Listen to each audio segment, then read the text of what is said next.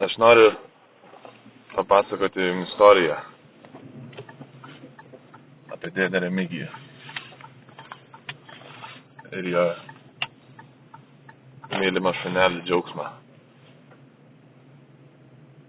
Dėdė Remigijus pavadino šunelį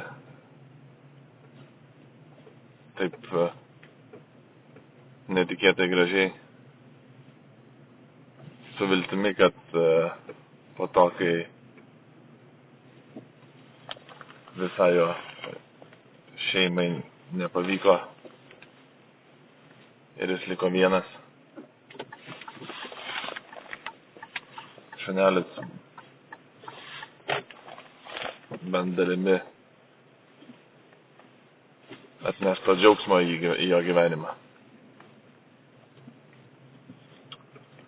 Ir šunelis Džiaugsmas net nebuvo veislinis šuo. Jis nekainavo daug. Jis nekainavo jam nieko. Jis priėmė jį gyventi kartu. Ir šunelis gyveno fantastinį gyvenimą. Remigijus su juo eidavo vaikščioti. Mėtydavo jam visokius daiktus, jis jos atnešinėdavo. Kartu sėdėdavo su Džiaugsmu. Glostydavo jį, rūkydavo savo pypkę. Rudenį gerdavo balių sultis. Vasarą mėgdavo lengvų alų.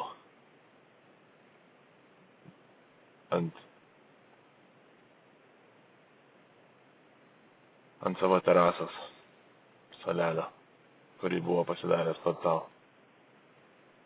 Pusę pagaliukų, kurios liko nuo salelio gamybos, sugriaužė būtent Džiaugsmas. Remigijus jam leido. Džiaugsmas mėgdavo graužti įvairiausius dalykus. Labai žaismingas šuo.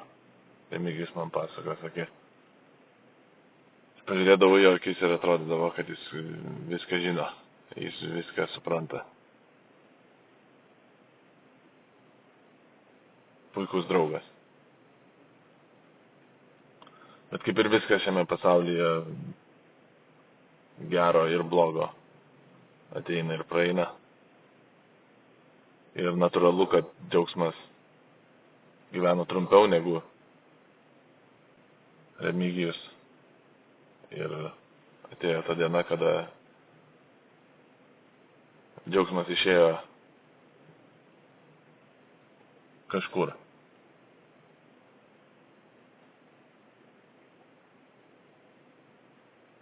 Jis paliko šį pasaulį. Arba yra jame tik tais kita forma. Ir Remigijus man paskambino ir paprašė, gal galiu jį pavežėti. Nes jis norėtų turėti Džiaugsmo pelenus, juos pasidėti kaip priminimą prie save ant terasos prie kėdės. Nes būtų patogu pagaliau ant kažko pasidėti stiklinės obuolių sultimis ar buteliuką lengvo alaus. To, ko Džiaugsmas būdamas gyvas negalėjo padaryti, jis nepalaikydavo jam, jis nepabuvo ramščių šitoje situacijoje.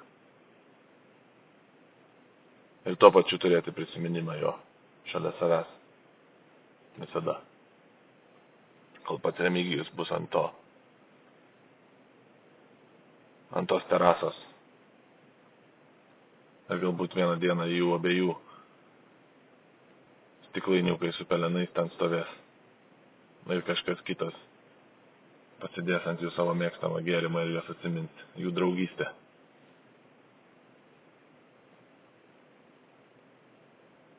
Ir mes nuvažiavom su Remigijum, atlikom apeigas.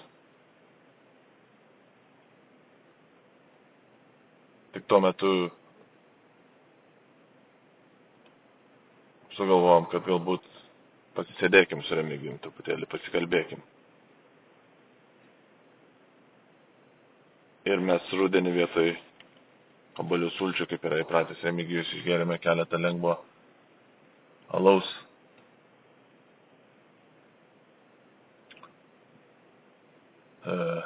Mes nenusitašėme, bet buvome lengvai apduję. Remigijus autobusu išvažiavo namo. Ir pamiršo stiklainiuką su džiaugsmo pelenais.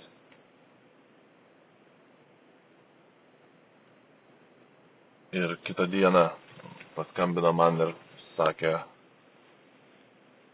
būk geras, jeigu gali,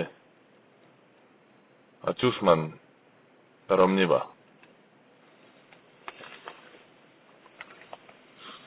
tą stiklainiuką. Ir aš paklausiau Remigijau, kodėl būtent per Omnivą. Ir jis nemokėjo man paaiškinti, jis pats tai pasakė, aš negaliu paaiškinti tiksliai kodėl, bet aš tau atsiųsiu nuotrauką. Ir ta nuotrauka buvo būtent ši, kurią matot ant ekrano dabar.